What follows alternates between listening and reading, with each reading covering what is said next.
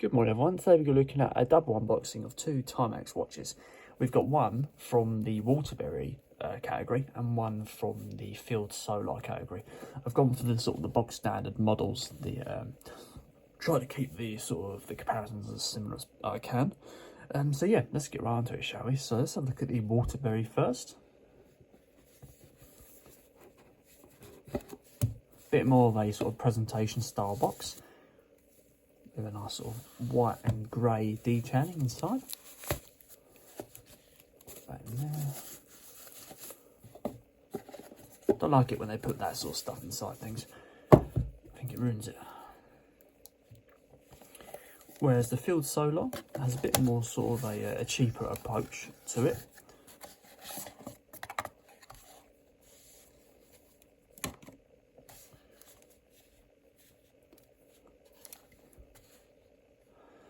So here we go guys, this is the Timex Waterbury Classic versus the Timex Field Solar.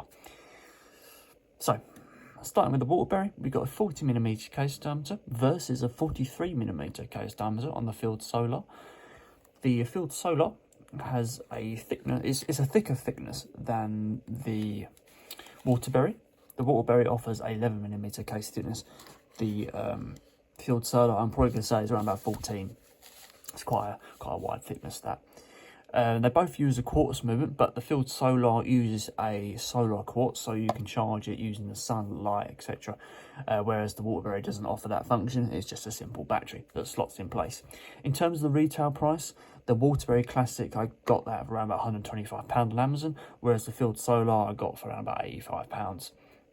So coming down to the actual main faces, obviously the two different style watches in terms of what they're meant for, and yeah, well, that's probably because of the categories that they're in. So you expect some different functions on these watches, and you do. With the Timex Waterbury, you get a chronograph that does up to 30 minutes, and a tachymeter and stuff like that. So a tachymeter is used for speed timing various objects. Is that working? Let's reset that actually.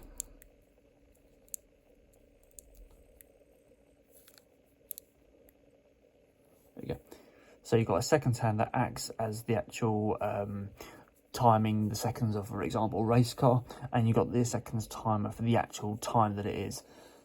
You can reset that. There you go. It does look a little bit off center, but I think you can adjust that with the crown movement. Whereas the Field Solar, that just has a sort of a plain face with that sort of matte black dial, as you can see there.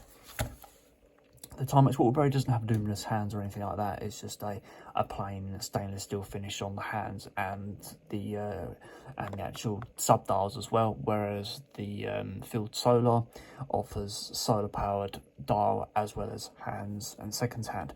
Those hands seem to stand out a bit more, and they got a bit more of a sort of a beige colour to them. The actual casing of the Waterbury is stainless steel, whereas the casing of the Timex Field Solar, it says it's low steel brass with IP plating. I didn't know brass was used as a casing, but you can see it's got a nice sort of brushed effect on the outside of that, as you can see there. I can't take this out of the box because it's stamped in here, and if I take that out I can't return it. This has got a bit more sort of a polished finish, you can see, with the chronograph effect on the buttons and the crown. You've got a few different sort of variants for the Timex Waterbury rather than this. This has only got one variant, and it's this colour. One thing you do get over the sort of Waterbury, the unique function that you get with that is the Indiglow night light, so that you can see the entire sort of dial, not just the hands and the numbers, but you can see the entire dial at night, whereas this Waterbury you can't see that at all. In terms of the water resistance, the Waterbury offers more water resistance. You get 100 water resistance with that watch, whereas the Field Expedition Solar, that's only 50 meters water resistance, and they both offer mineral glass. No, I haven't got the hardness factor on me currently, but they're both mineral glass. Come round to the actual crown. Let's have a look at the crown movement on here. nice firm movement out to the second position, sorry. And you notice that those hands, they glide into the actual hour markers that they are. You can manually adjust them. You can see that it's slightly off. You can manually adjust it, as you can see here. That's quite a unique touch, something you don't often see with many watches. The Timex Waterbury, they do offer a lot of unique touches, so they're excellent watches to buy. And you've got a nice firm click down as well. So they're decent watches for the price. I'm just not a big fan of this colour dial. And you can rotate the hands both ways as well.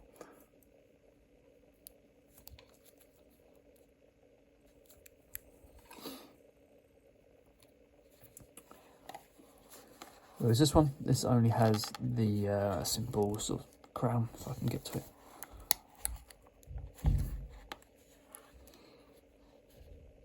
Yeah, we've got a decent amount of feedback on the actual hand there.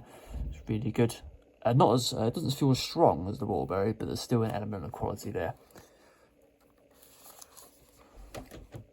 Coming down to the strap, the Timex Waterbury uses a 20mm leather strap with white stitching, as you can see there, whereas the Field Solar uses a 20mm rubber strap. Can't go around to the buckle, unfortunately, so I'll go around to the buckle on this one. Got a nice stainless steel buckle on there. I imagine this would be stainless steel as well, with a brush finish. So there we go, guys. That is just a quick sort of comparison of the two sort of classic Timex pieces. I hope you enjoyed that video, and I'll see you on the next one.